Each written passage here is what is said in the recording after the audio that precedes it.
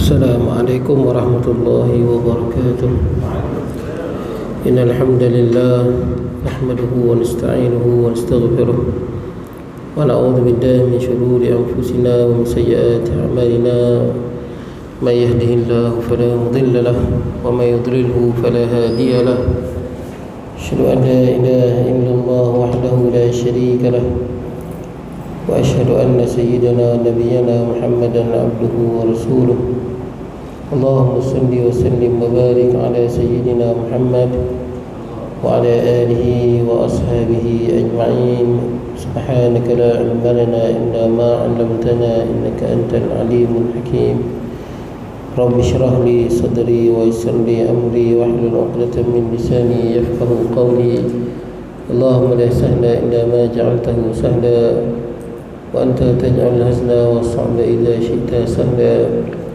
ولا حول ولا قوة إلا بالله العلي العظيم. أما بعد. Hadirin sejamaah yang dirahmati Allah, alhamdulillah pada pagi ini kita dapat bertemu. Tuan-tuan mau sihat tak? 2 minggu lepas tak mai ya. Biasalah tuan-tuan bangun waktu azan saya tak mai ya. Saya sembahyang masjid tinggi ya tuan-tuan. Baik, jadi alhamdulillah pada pagi ini kita dapat bertemu. InsyaAllah mudah-mudahan kita semua darah rahmat Allah Azza wa Jal. Kita berhenti di mana tuan-tuan? Kelebihan surah Sabbihis. Imam membaca Sabbihis pagi ni. Sabbihis Rabbikal A'la antara surah kegemaran dalam hidup baginda Nabi sallallahu alaihi wasallam. Antara surah Rasulullah SAW baca di dalam solat. Sabbihis hal ataka hadithul ghashiyah. Surah kadang-kadang selalu juga baca di dalam sembahyang Jumaat dan raya. Surah baca surah ni kalau hari itu raya dengan Jumaat, dua-dua kadang Rasulullah baca. Masa raya pun Rasulullah baca apa? Sembahyang raya Sabbihis dengan hal ataka hadithul ghashiyah. Nanti Jumaat pun sama. Kalau raya pada hari Jumaat. Tapi sembahyang Jumaat ni baca apa pun tak apalah. Ada juga riwayat yang mengatakan Rasulullah baca surah apa? Surah Al-Jumu'ah dengan Al-Munafiqun. Baik. Kita tengok kelebihan ayat. Muka surat berapa ni?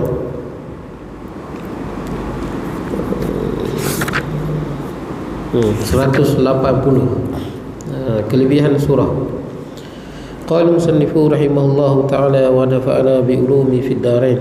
Kata barang Rasulullah sallallahu alaihi wasallam dalam sebuah hadis yang diriwayatkan oleh Imam Al-Bukhari dan Muslim, hadis sahihain, berkata kepada Muaz, kenapa kamu tidak solat dengan membaca wal laili idza yaghsha wasyamsi wadhuhaha ataupun sabbihisma rabbikal a'la.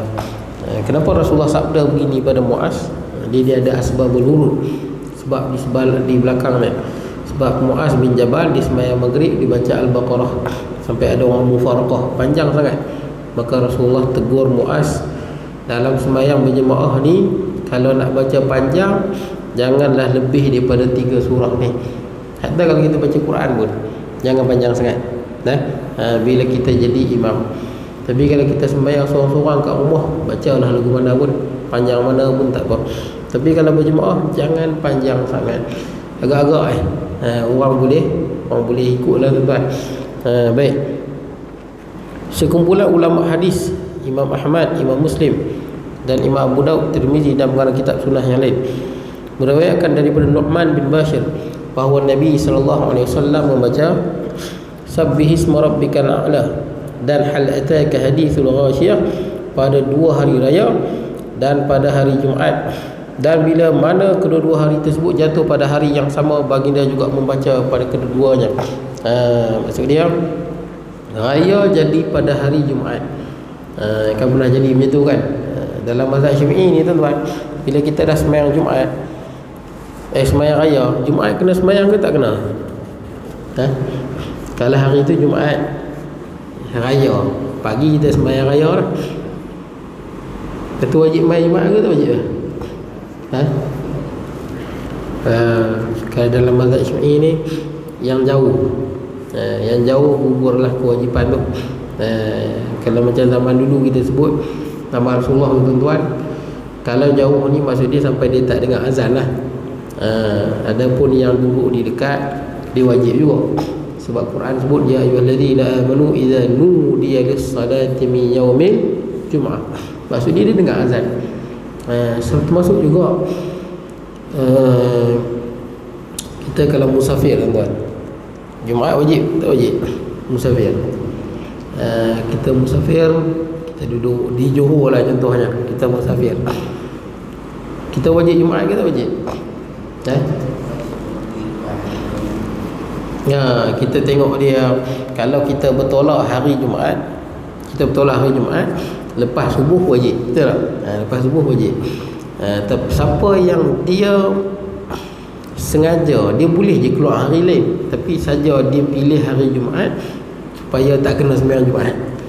Ada juga orang begitu, dia malas sembahyang Jumaat, hari Jumaat lah dia berjalan merata, dia pergi sana, dia pergi sini, hukum dia haram. Malah disebut di dalam hadis, Rasulullah melarang kita ni kerap sangat musafir pada hari Jumaat, kecuali memang kita hari itulah yang kita boleh pergi pun.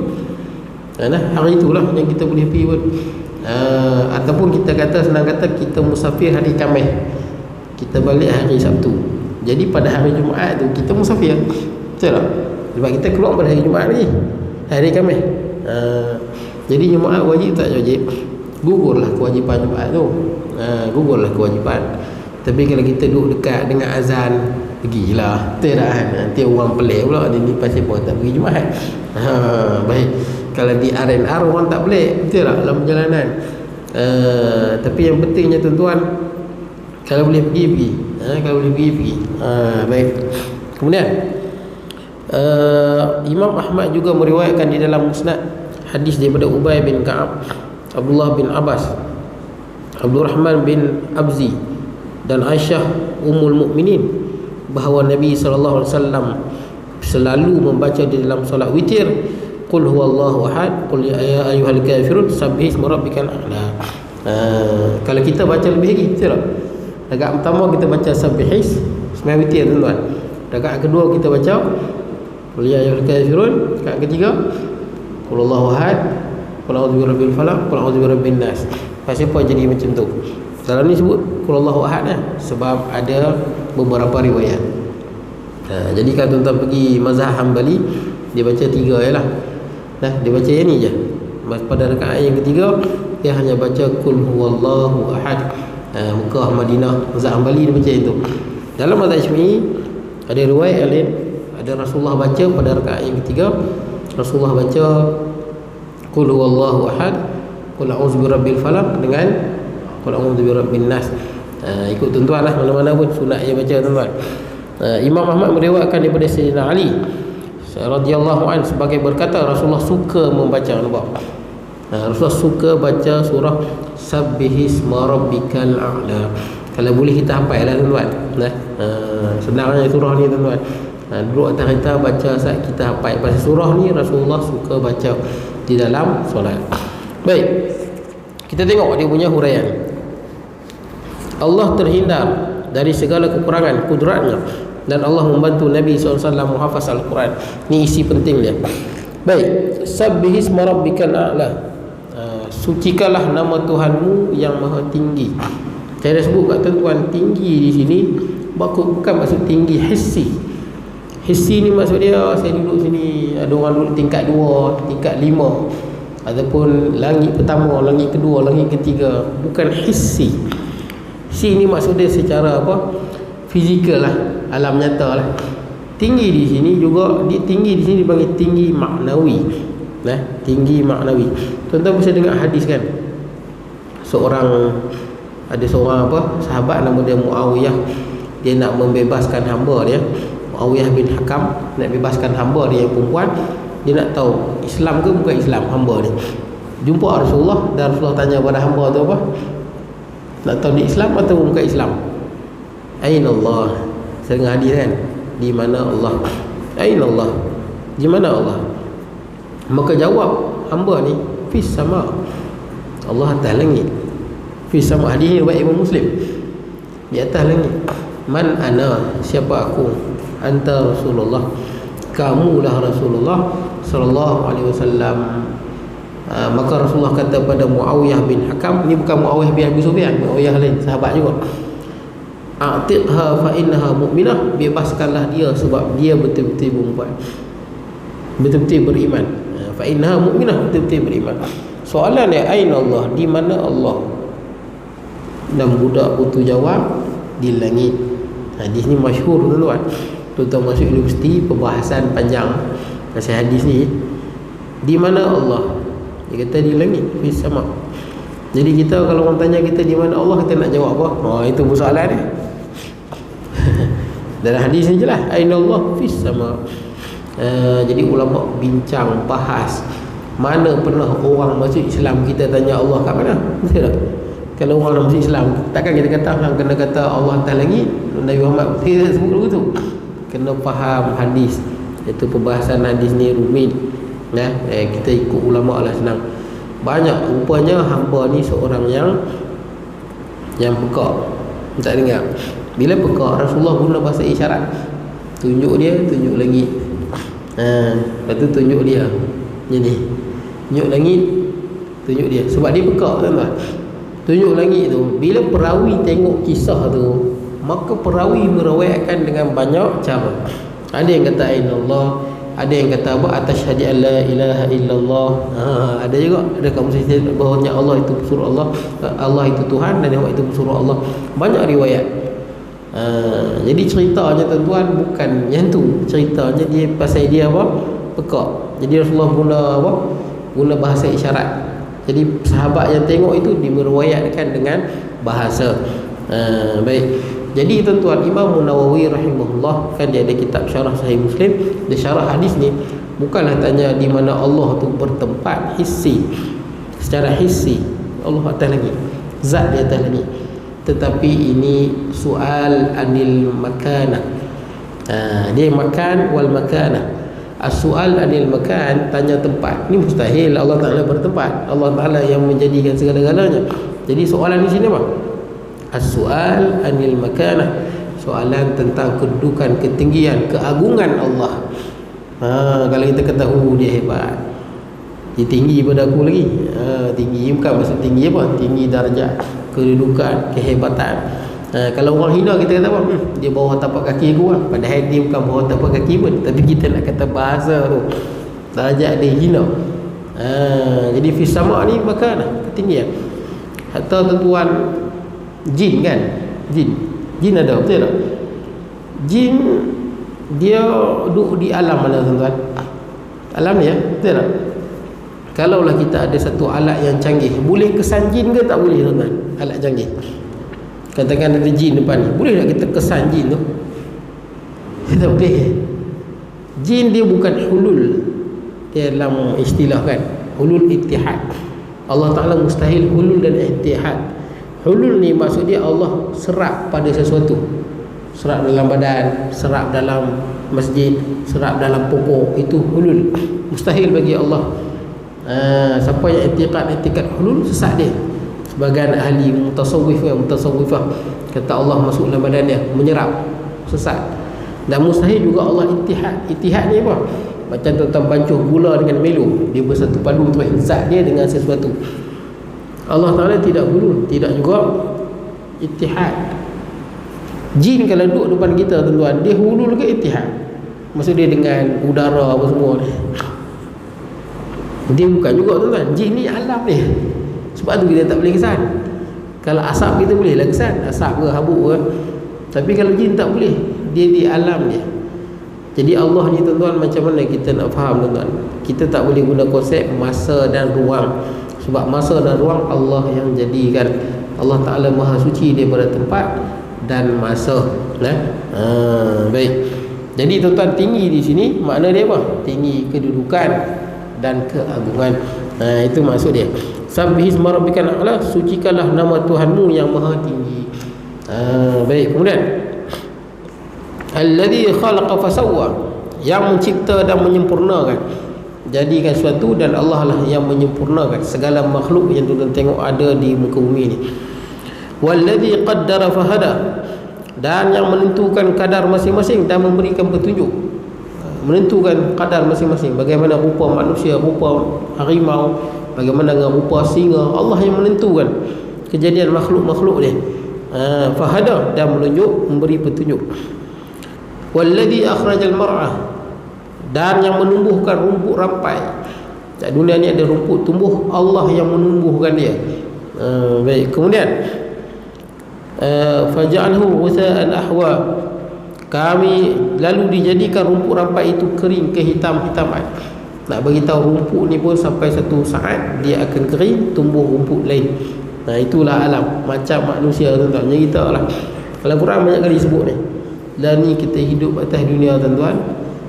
Lagi 100 tahun saya ingat tak ada dah kita. Betul tak, tuan-tuan? Habis dah. Lagi 100 tahun, tuan-tuan. Kalau tak kiamat lagi lah. Kiamat kita tak tahu bila, tuan-tuan. Walaupun macam-macam pandangan teori akhir zaman, tuan-tuan, tak apalah, bolehlah kita baca. Tapi tarikh kiamat siapa pun tak tahu. Dulu ada, saya pernah sebut kat tuan-tuan, ulama yang terkenal iaitu Imam At-Tabari rahimahullah. Dia ulama tafsir terkenal, tuan-tuan. Besar kitab dia Tafsir Tabari. Dia pernah sebut kiamat akan berlaku pada setelah 500 hijrah. Sekarang berapa hijrah dah, tuan-tuan? Sekarang berapa hijrah, tuan-tuan? 1443 44, tuan-tuan. Tak kiamat lagi, dah 900 tahun, tuan-tuan.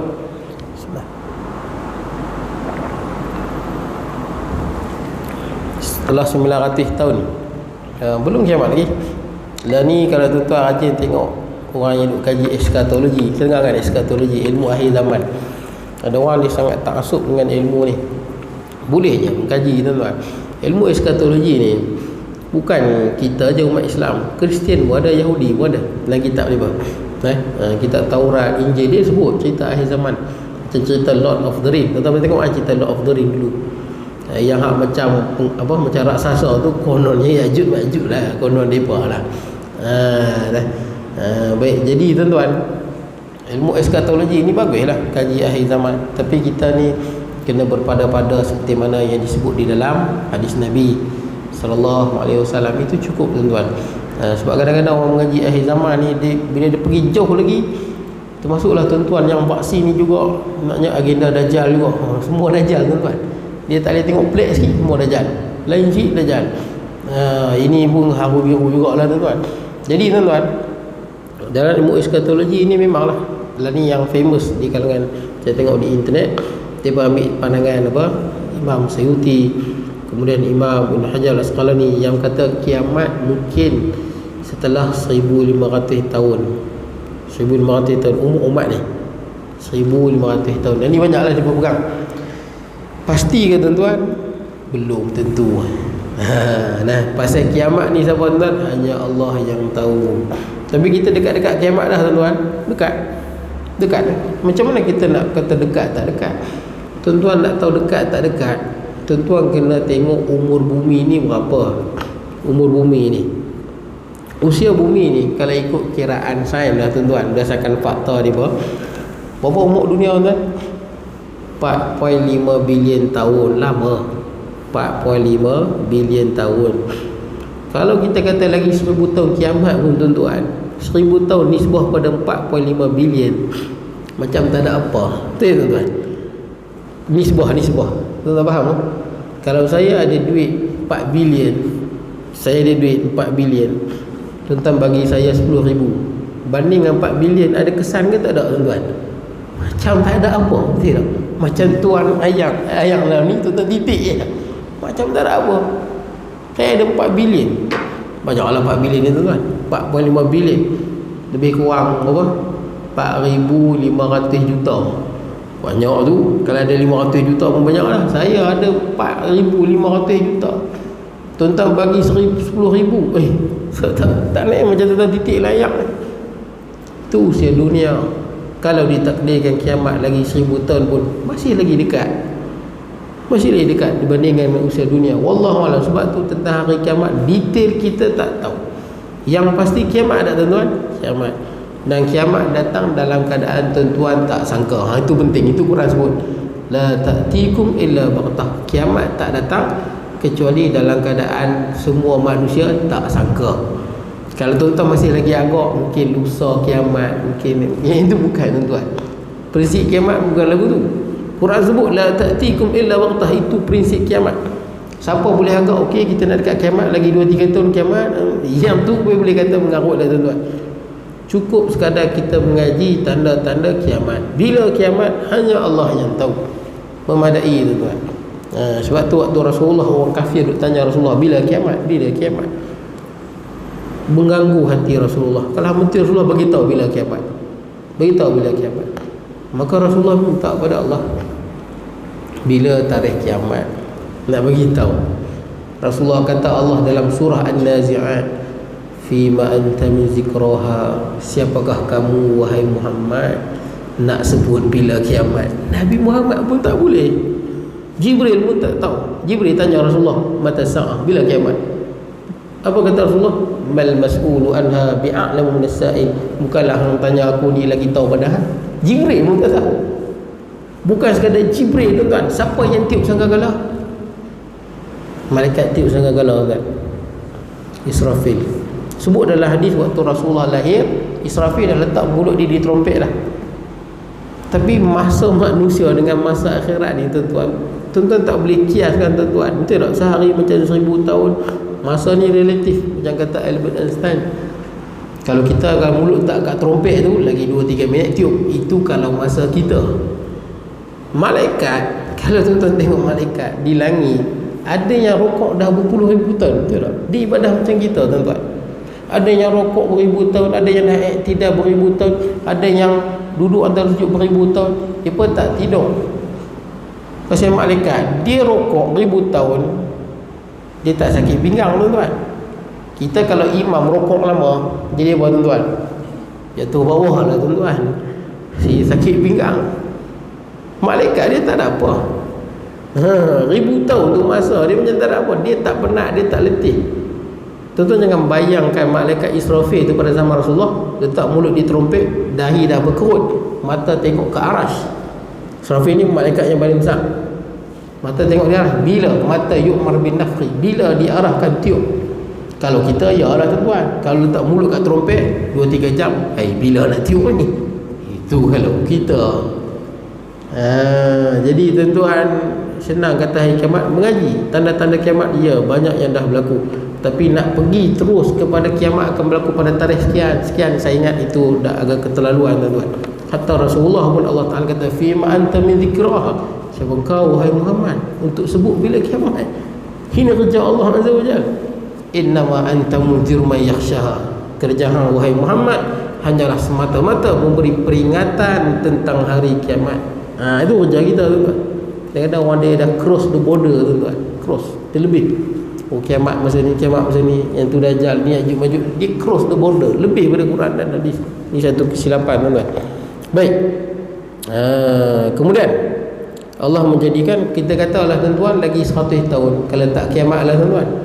Sekarang ni 2021, kita tak payah kata lagi 80 tahun lah tuan-tuan. 2100 tuan-tuan.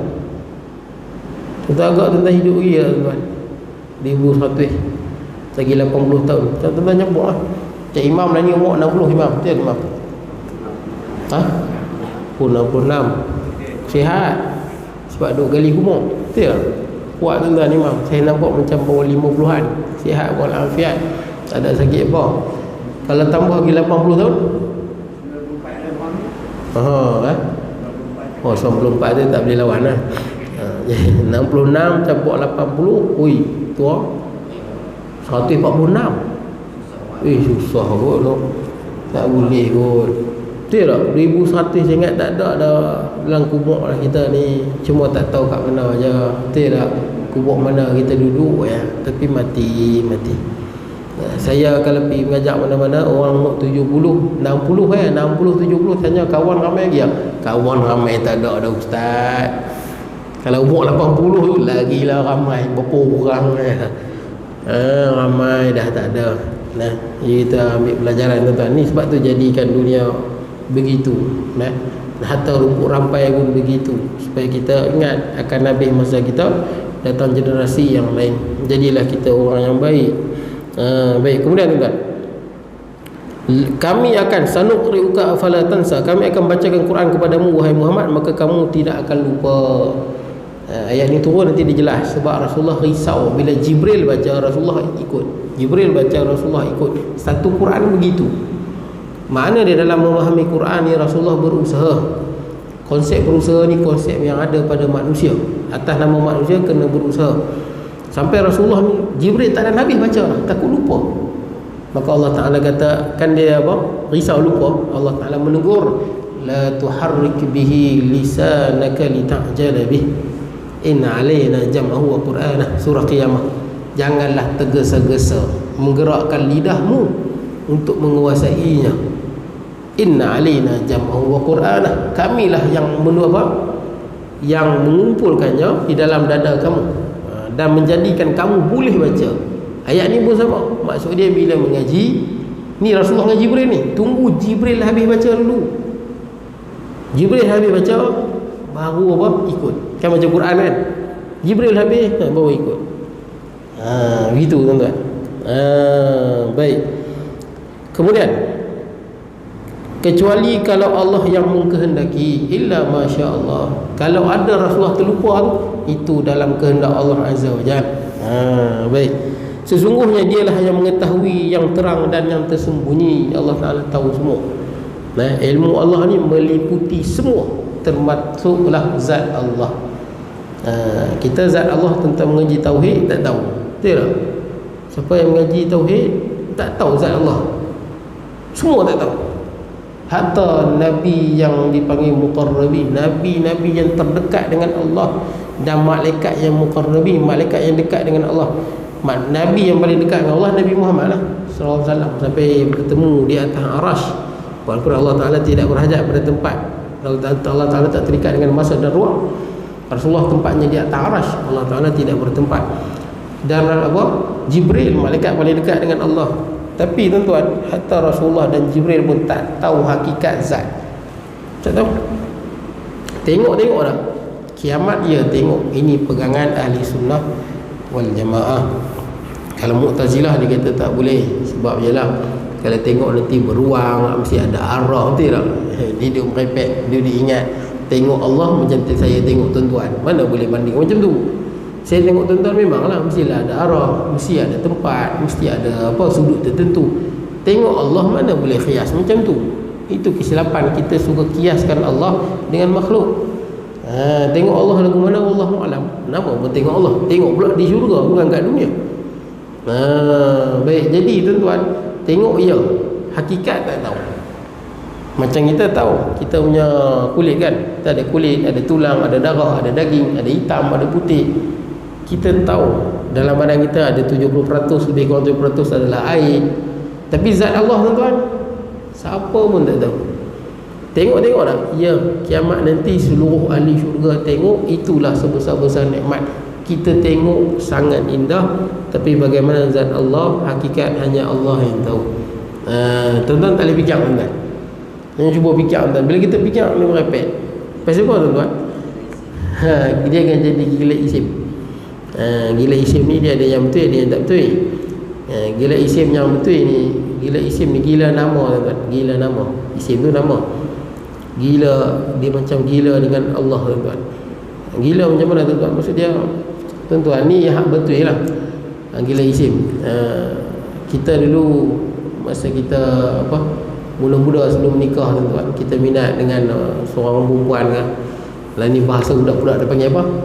Crush ke mana? Crunchies ke macam itulah, crush. Budak-budak ondai lah ni, crush. Minat dengan seorang budak perempuan tu tak minat kita ke ataupun dia tak tahu. Katanya kalau kita lalu minat ke dia, kita tengok rumah-rumah dia pun, hati ni rasa lain.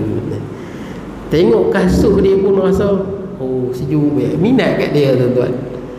Bagaimana orang yang cinta tinggi pada Allah, tengok langit ingat Allah, tengok laut ingat Allah. Sebab itu ciptaan Allah. Nak tengok waktu nak hujan mendung, cantik langit dan bumi, teringat Allah. Orang yang macam ni kadang-kadang sampai dia, kita nampak dia macam apa, angau, betul tak? Nampak angau tapi dia bukan angau biasa. Hati dia tu tenggelam dengan Allah. Dia tak bukan lagi lah isim sampai tak semayang apa, sampai pakai pun tak itu tahu tuan-tuan.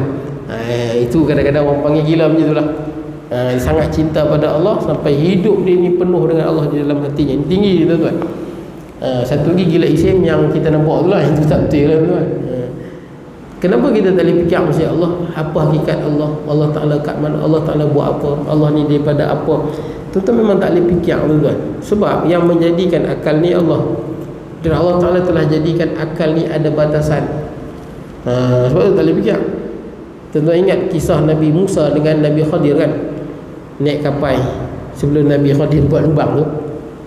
Masa naik kapal, hinggap burung di hujung sampan kapal tu.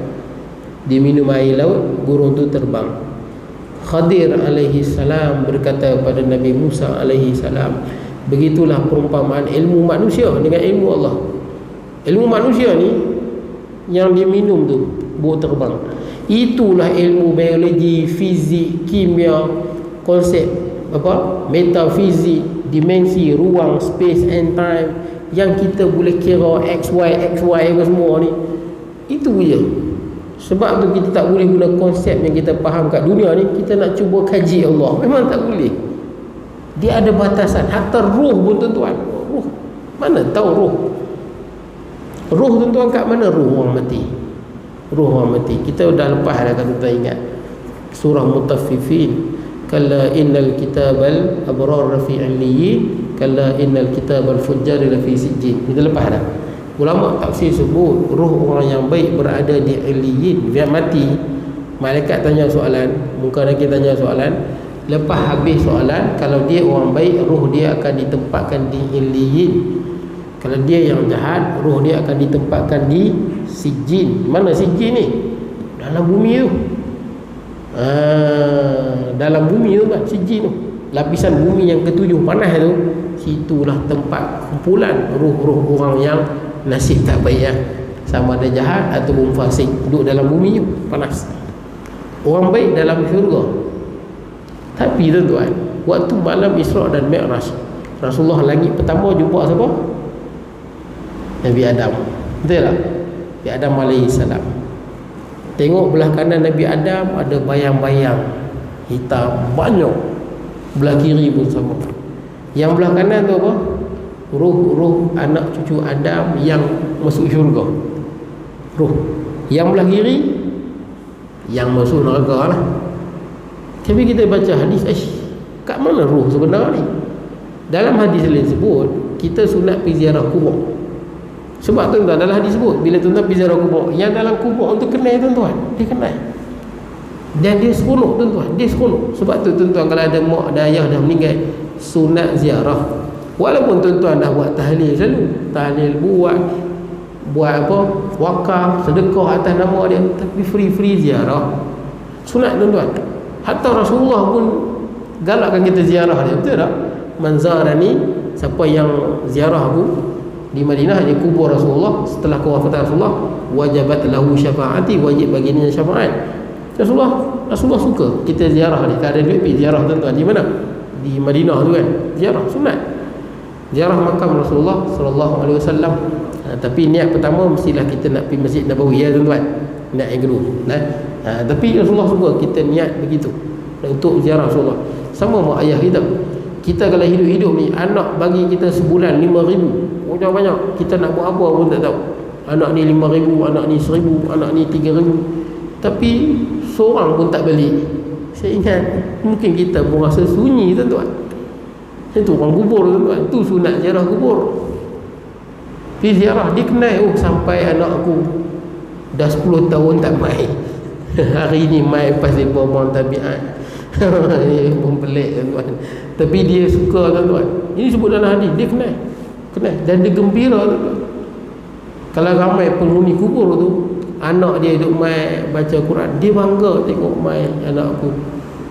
Seronok orang ni cemburu tengok dia tuan-tuan. Pahala yang dikirimkan oleh anak dia. Tuan-tuan, baca dalam hadis, bila kita pergi kubur bagi salam, orang kubur jawab. Dalam hadis sebut sahih. Tapi dalam hadis lain, riwayat ada sanad Zahabi, sanad emas, nah, al-asani zahabiyah. Ini hadis yang cukup tinggi sanad dia, hebat. Saya pernah baca kat tuan-tuan, baca lagi sekali lah tuan-tuan, yang cerita tentang di mana ruh orang beriman. Hadis ni diriwayatkan oleh Imam Ahmad dalam kitab Musnad Ahmad. Imam Ahmad, tuan-tuan tahulah, imam mazhab tu, mazhab Hanbali kan, dan imam mazhab dia berada di negara Arab, banyak mazhab Hanbali. Imam Ahmad ambil pada tok guru dia Imam Syafi'i. Siapa Imam Syafi'i? Oh, kita tak kenal kot, kita punya imam mazhab lah, Muhammad bin Idris Asy-Syafi'i. Imam Ahmad ambil pada guru dia, Imam Asy-Syafi'i rahimahullah. Imam Syafi'i ambil daripada guru dia Imam Malik. Siapa pula Imam Malik ni? Imam Maliki, yang mazhab Maliki tu. Mazhab dia sangat berkembang di belah Afrika, Mauritania, Sudan, Tunisia, Morocco. Itu mazhab rasmi tu, Maliki. Ambil pada Imam Malik. Imam Malik ambil daripada Ibnu Syihab Az-Zuhri. Oh, ni ulama besar hadis tuan-tuan. Kita jangan dengar ulama hadis pasal kita jarang baca hadis. Tapi ni bila sebut Ibnu Syihab Az-Zuhri, oh ini jabal macam gunung, jahabis, jago besar hadis. Ibnu Syihab Az-Zuhri dia ambil daripada Abdurrahman ni tabi'in. Abdurrahman ambil pada bapak dia. Bapak dia sahabat Nabi, Ka'ab bin Malik. Ni hadis. Wajib percaya ada hadis, wajib. Kalau siapa yang tolak tak mau hadis pasal apa, boleh jadi Imam Syafi'i tipu. Yang ni kena lupu kepala tuan. Memanglah orang tak faham bahasa tuan, dia tak faham istilah zanni tu, bukan boleh terjemah ikut suka. Zanni qat'i tu dia istilah khusus dalam ilmu usul fiqh. Dia bukan sangkaan buta. Macam semayang kan, contoh semayang, khilaf ulama kan dalam bab apa. Contoh ambil wudu, sapu banyak mana kepala kan, wamsahu bi ru'usikum. Dalil itu dia qat'iyah sebut, sabit dari segi qat'i sebut. Siapa tolak ayat wamsahu bi ru'usikum, kafirnya ayat Quran. Tapi dalam pemahaman dia zanni. Zanni di sini maksud dia menerima kepelbagaian pendapat. Dia 95 ke 90%. Imam Syafi'i kata 3 helai rambut cukup, ada kata separuh, ada satu kepala mazhab Maliki. Tuan-tuan wajib ikut salah satu walaupun sifat dia zanni. Zanni ni bukan sangka buta tuan-tuan. Sangka buta macam ni kot. Semua khilaf di kalangan ulama dalam semua mazhab, semua bersifat zanni, bukan qat'i. Qat'i ni kalau dia qat'i, contohnya baca kunut tuan-tuan, kunut. Mazhab Syafi'i kan baca kunut, majoriti mazhab tak baca. Khilaf di kalangan mazhab ni dipanggil khilaf yang bersifat zanni. Ini ijtihadi, ulama keluar. Tapi adakah Imam Syafi'i berpandangan sangka ya, tak sangka? Imam Syafi'i duduk fikir Ustaz, sunat kunut ni semua kan tuan-tuan, bukan macam tu. Dia ingat lagu tu, salah tu. Dia tak faham istilah zan tu. Sampai dia kata hadis hanya sangkaan, salah. Hatta dalam Quran sangkaan tu kalau terjemah harfiah, tapi bila jadi istilah khusus kita tak boleh faham lagu tu. Macam solat, apa makna solat tuan-tuan? Solat mana dia doa, betul tak? Solat maksud dia doa. Boleh tak orang main masjid dia doa, ya Allah ampunlah dosaku, dia pun keluar tak sembahyang? Boleh tak? Dia dah doa tadi. Itu dari segi bahasa. Tapi yang kita bahaskan, kita kendaki solat ni perbuatan yang dimulai dengan takbir, disudahi dengan salam, berapa syarat, betul tak? Macam sembahyang tu sama zanni dalam istilah usul, bukan sangka macam tu. Sangka berdasarkan dalil-dalil yang ada, tu ijtihad tu, sungguh-sungguh wajib dah ikut, wajib salah satu daripada dia. Hadis yang saya baca ni, kalau ada orang tak mau terima, boleh jadi Imam Syafi'i tipu. Dari segi hukum akal memanglah tuan-tuan, betul tak? Dari segi hukum akal ni manusia tak maksum. Tapi dari segi realitinya tuan-tuan, mana boleh tuduh macam tu, betul tak? Boleh jadi kita ambil satu orang, kita tangkap dia, boleh jadi hang muda-muda lu berzina, aku sebat, boleh ke tuan macam tu? Mana boleh. Dari segi practicality-nya, dari segi realitinya tuan-tuan, benda tu mengarut, mustahil. Contoh kita kenal Imam Nasir, kita kenal lama dah tentang Imam Nasir ni. Tuan-tuan lagi kenal yang duduk Semangui ni. Katakanlah Imam Nasir jual nasi lemak. Nasi lemak tiba-tiba orang kata, hang beli nasi Imam Nasir ni, boleh jadi dia buat daging khinzir. Kira boleh jadi, semua boleh jadi. Tapi kita yang kenal Imam Nasir ni, hang cakap ni memang mengarut lah. Faham tak? Boleh jadi, kira boleh jadi, semua boleh jadi. Semua benda mungkin, betul tak? Tapi bila hakikat realiti, kita kena tengok fakta realiti, bagaimana ulama yang menilai. Tarikh Ruwah macam mana riwayat-riwayat ni. Zan ni di dalam hadis maksud dia apa? Sangkaan yang kuat sehingga kau wajib ikut. Sebab tu ulama sepakat, semua mazhab tuan-tuan, dalil yang paling tinggi 4: Quran, nombor 2 hadis, lepas hadis ijma', lepas ijma' qiyas. Sepakat semua ni, sepakat. Bukan sangka buta jadi orang kadang dia silap memahami satu istilah khusus, dia terjemah ke secara harfiah, dia sebut yang ni zan ya. Bukan. Dalam Quran pun sebut sembahyang ini berat kecuali bagi orang yang apa? Wa innaha lakabiratun illa 'alal khashi'in. Sembahyang ni berat melainkan pada orang hatinya khusyuk. Sembahyang kita nampak senang kan? Sembahyang dengan pergi mancing penat, betul tak? Sembahyang kek sawit, kek sawit penat lagi, betul tak? Sembahyang senang aja. Ni masjid pun ada aircon, kapet pun selesa. Tapi Allah Ta'ala sebut sembahyang itu berat kecuali orang yang khusyuk, walaupun perbuatan dia nampak senang. Siapa orang yang khusyuk ni? Allah Ta'ala kata alladzina yadhunnuna annahum mulaqu rabbihim. Orang yang zan, bukan zan jumpa kot Allah, bukan lagu tu. Zan ni memang dia ada maratib dia ada darjat-darjat dia.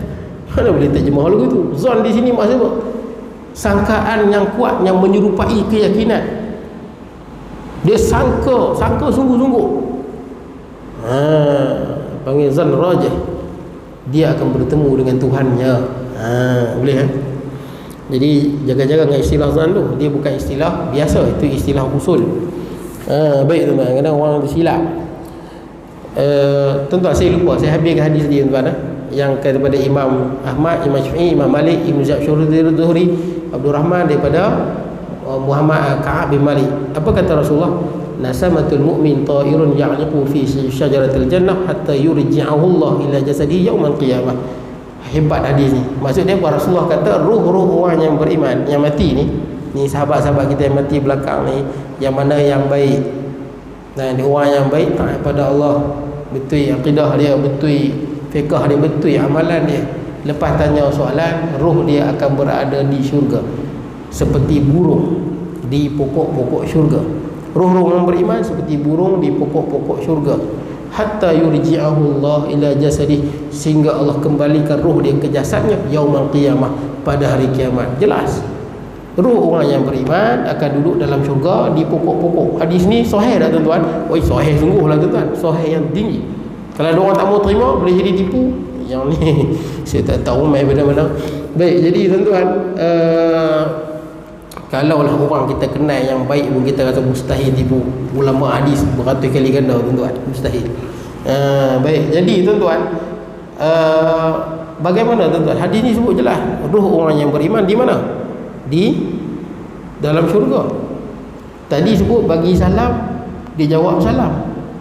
Tadi Nabi jumpa roh di belakang Nabi Adam. Macam mana ni? Roh ni tuan-tuan, konsep masa dan ruang yang kita faham tak diguna daripada roh. Roh ni pelik tuan-tuan. Pelik macam mana? Allah Ta'ala sebut wa yas'alunaka 'anir ruh, dia bertanya pasal roh. Qulir ruh min amri rabbi. Orang tanya pasal roh, bagi tahu roh urusan Tuhan. Tak payah nak guna kiraan space and time, tempat dan masa. Konsep ni macam tak relevan dengan roh. Allah lagilah tuan-tuan, tidak berhajat tempat dan masa. Saya habiskan ayat ini tuan-tuan sikit lagi tuan-tuan. Kemudian dan kami akan beri kamu taufik kepada jalan yang mudah, wa yassirka lil yusra, dan kami akan beri kamu taufik kepada jalan yang mudah. Habis tuan-tuan. Akan datang kita sambung sebab turun ayat yang ke-6 tu. Sebab turun ayat yang ke-6. Sanuqri'uka fala tansa. Sebab turun ayat sebab turun ayat yang ke-6.